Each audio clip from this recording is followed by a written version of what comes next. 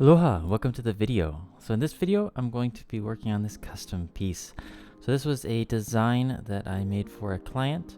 The cool part about this design is the inspiration for this design was actually from the client's son. So their younger son watches, is a follower of mine. I don't remember if it's on Instagram or here on YouTube.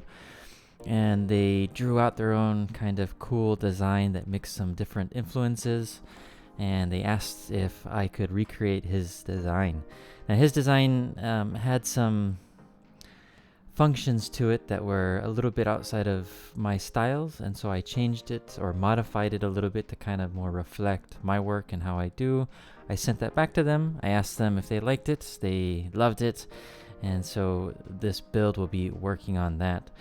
The design features of it reminded me a lot of like a small nifo'oti, the Samoan nifo'oti. It's a fire knife, but then it also has the shark teeth, and then they wanted some inlay, so it's mother of pearl inlay that I'm going to be using.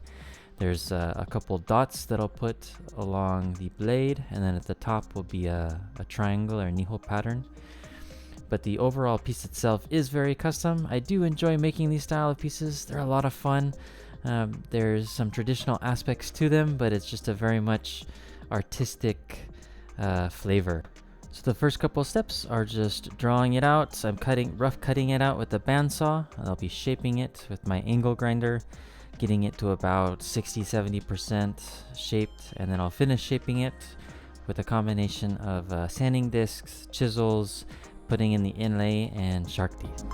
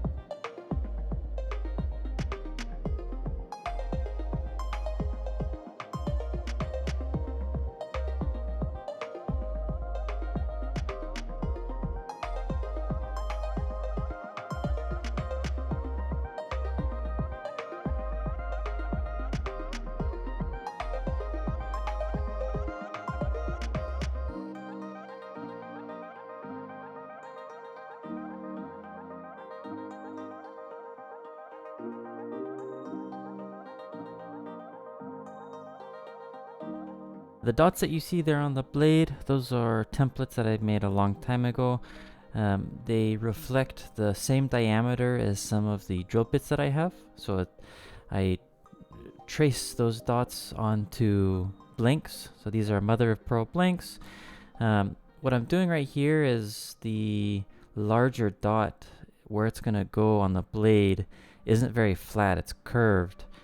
And I'm worried that the blanks are too small and I'm not going to be able to wrap that curve. And so I'm super gluing two blanks together so that I have room to then grind them down so they'll match the curve of the blade.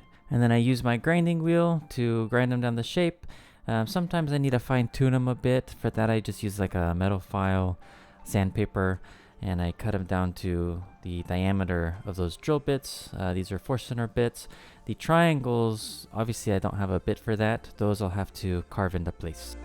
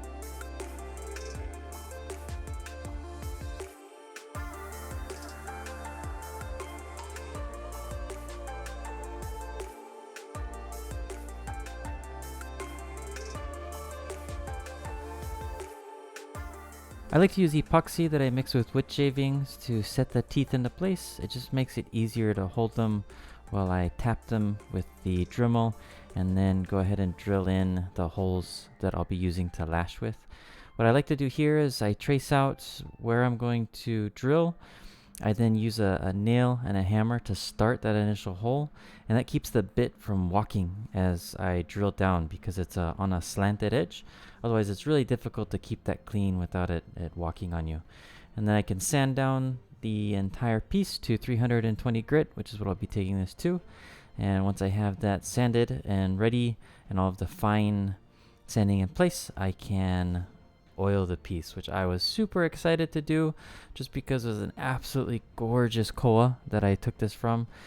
The stock that I have on it was just beautiful, and combine that with the different contrast in colors. So this is the darker koa, which you'll see right here, with the lighter mother of pearl, as well as the bull shark teeth that are inlaid into or set into place. It's a beautiful piece. Just love the way that it looks. I like to use tung oil as the primary oil. It doesn't change the color of the wood too much. Lighter koa or lighter grain woods, it'll kind of darken it a little bit, but it doesn't change it too much. It mostly just highlights, accentuates the natural curl and grain. Now that I have the piece oiled, I'll let it sit for 24 hours so it can cure, and then I can lash, and that will be the final step to the piece.